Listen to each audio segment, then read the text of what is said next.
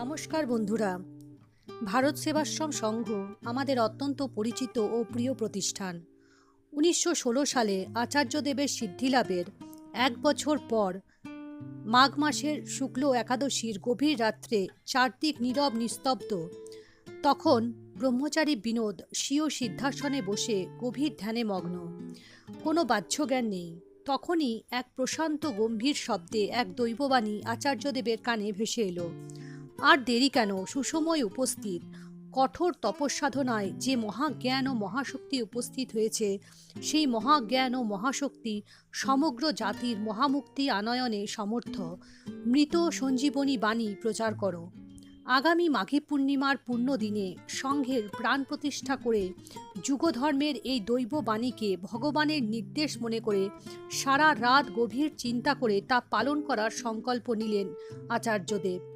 পরের দিন সকালে ছাত্র, যুবক ও ঘনিষ্ঠদের ডেকে বললেন, এখানে মাঘী পূর্ণিমার দিন একটা আশ্রম প্রতিষ্ঠা হবে।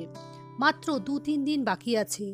এর মধ্যে সবাই মিলে জঙ্গল পরিষ্কার করে আশ্রম প্রতিষ্ঠার জন্য সমস্ত প্রয়োজনীয় কাজকর্মের সাথে কয়েক হাজার ভক্তের প্রসাদ খাওয়ার ব্যবস্থাও করতে হবে। কথা শুনে সকলে কাজে নেমে পড়ে। কিন্তু এক ভক্তের মনে সংশয় দেখা দেয়। সে ভাবল, এই বিজ্ঞানের যুগে আবার আশ্রম কিসের? সে তো ঋষির যুগ, সত্য যুগের কথা। এই সন্দেহ নিয়ে সে কাজ ছেড়ে বাড়ি চলে যায়। রাত্রিতে শুয়ে শুয়ে সে নানা চিন্তা করে।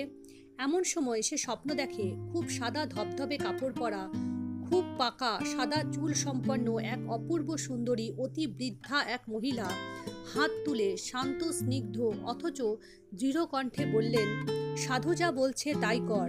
সাধুর কথায় কোনো সন্দেহ করিস না, সব ঠিক হয়ে যাবে। এই জায়গাটা সাধুর প্রভাবে একদিন মহাতীর্থে পরিণত হবে। সাধু যে সে লোক নয়। তখন ভক্তটি প্রণাম করে দেবীর কাছে তার পরিচয় জানতে চাইলেন। আমি এখানকার অধিষ্ঠাত্রী দেবী বনদুর্গা। বহুদিন থেকে সাধুর লীলা দেখার জন্য এখানে বাস করছি। পরদিন অতি প্রত্যুষে সেই ভক্ত এসে সাধুকে সমস্ত ঘটনা বলল এবং অন্যদের বলতে বলতে সে কাজে মন দিল। ওই জঙ্গলে একটা বড় শেওড়া গাছ ছিল। সেটি বনদুর্গার থান ছিল। হিন্দুরা বনদুর্গা আর মুসলমানেরা বনবিবি বলে মানত। আসলে হিন্দু ও মুসলমান এই দুই সম্প্রদায়ের কাছেই এটি একটি শ্রদ্ধার স্থান ছিল। ভক্তটির মুখে বনদুর্গার আদেশ শুনে ভক্ত কর্মীদের মনে উৎসাহ আরো বেড়ে গেল। মাত্র 2 দিনের মধ্যে সব জোগাড় হয়ে গেল।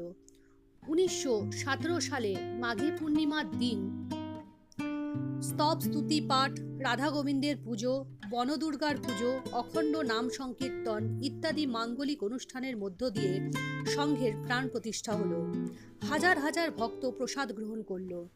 কি করে এত কম সময়ে এত সব জোগাড় হয়ে সব সুষ্ঠুভাবে সম্পন্ন হলো সেটা কেউ বুঝতেও পারল না। সবার মনে হলো কোনো দৈব শক্তির দ্বারাই সেটা সম্ভব হয়েছে।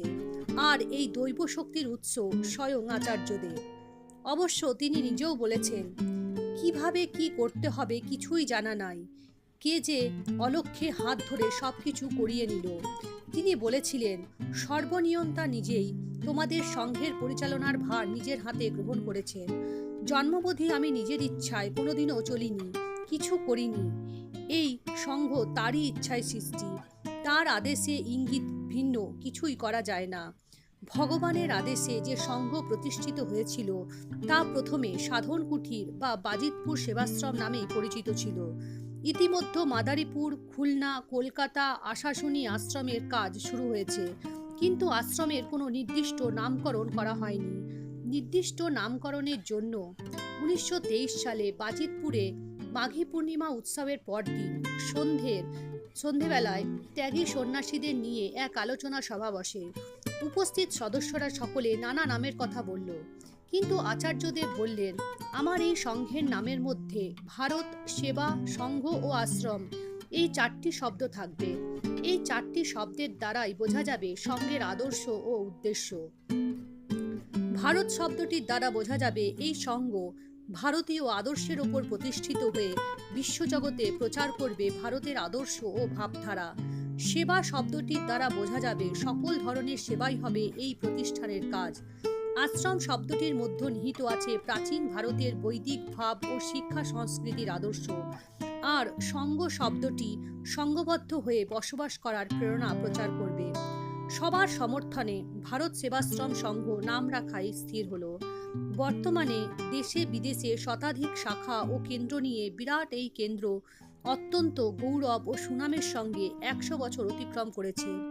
100 বছর পূর্বে ভগবানের আদেশে বাংলাদেশের বাজিতপুর গ্রামে যে সাধন কুটিরের প্রাণ প্রতিষ্ঠা হয়েছিল তা ভগবত শক্তির দ্বারাই পরিচালিত হয়েছিল ও আজও তাই হচ্ছে। আচার্য দেবী স্বয়ং সর্বনিয়ন্তা, সর্বশক্তিমান ও ভগবান। বন্ধুরা, এরকম আরও ভিডিও পেতে লাইক ও সাবস্ক্রাইব করে পাশে থাকুন।